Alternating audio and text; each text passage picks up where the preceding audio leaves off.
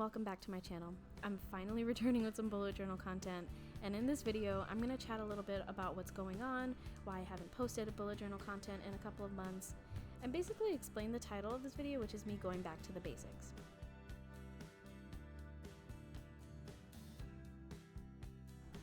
So I started bullet journaling in 2017.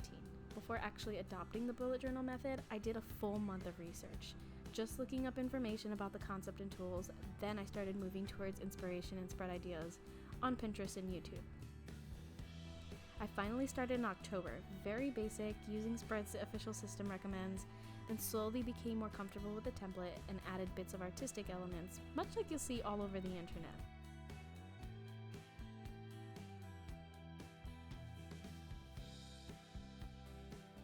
I spent the next 2 years getting better at spreads and inspiring others with my layouts, but also my consistency with creating unique ideas. I think I became one of the go-to spread inspirations on Instagram, at least for a bookstagrammer, not a strict Bujo account, but a bookish account that also shared consistent bullet journal spreads as well.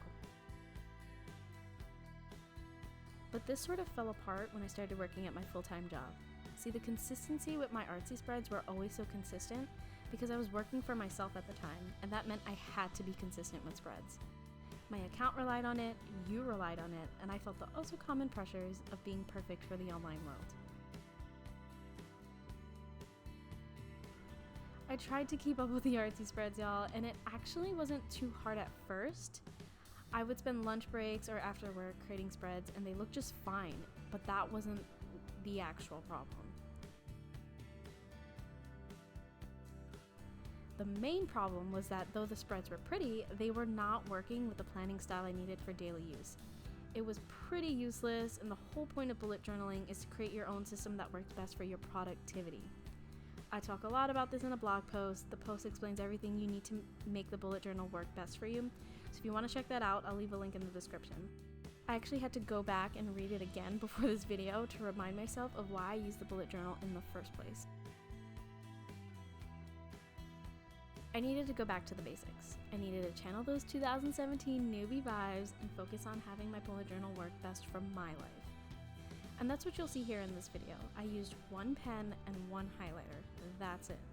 This is exactly how I started, and I'm honestly more excited about this back to basics revamp than I've been with my more aesthetic spreads that I've actually been bummed about in the last few months.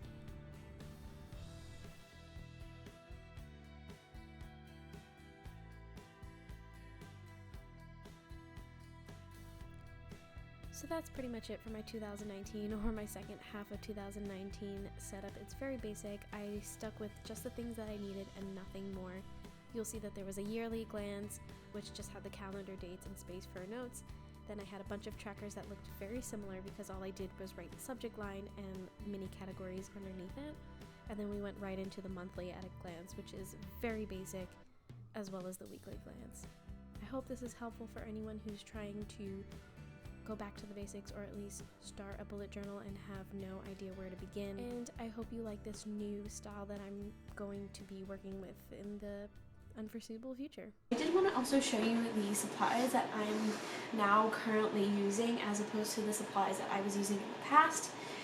So in the past I was using the Leuchtturm 1917. It's the go-to bullet journal choice. It's a great option. I would still use this. I'll probably go back to this later on in the future, who knows. I just wanted to try something different this time. It's a great tool. I still stand by it and I totally recommend it. But what I'm going with this time around is this very simple, minimal notebook from Muji. It doesn't have a particular name. It's spiral. It's got this craft brown cover. It has a little elastic to close it. And on the inside, it's dotted, just like you would in the Leuchtturm or any other bullet journal. It's the dotted system, so I'm still sticking with that. Here are the tools that I'm using. Very basic. Also from Muji are the gel pens from Muji. This one is a black 0.38. It's super fine. I'm personally a huge fan of the really fine pens because as you know, in the dotted notebooks, sometimes you have to write really small to fit into the small squares.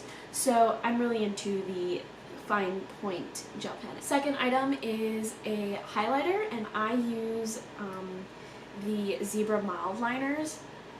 I'm a huge fan of those. I've been using those since the beginning, since I started bullet journaling, and I'm still standing by them. And for spread making, just in case I need to, I have a mechanical pencil, I have a ruler, it's a 6-inch ruler, and I have a rubber eraser. That's basically it.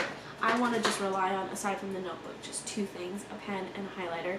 That's the way I learned it when I first started bullet journaling, and I kind of want to go back to that. I really stand by the bullet journal being extremely productive with just using a very minimal amount of tools. And so that's all for this bullet journal setup. I'm sorry that it's in the middle of the month. I know it's a little wacky. Usually it's at the beginning of each month. But I really needed to get this done. I've been, about 2 months without using a bullet journal, and it's definitely taking a toll on me. I miss it so much. I desperately need it to stay organized.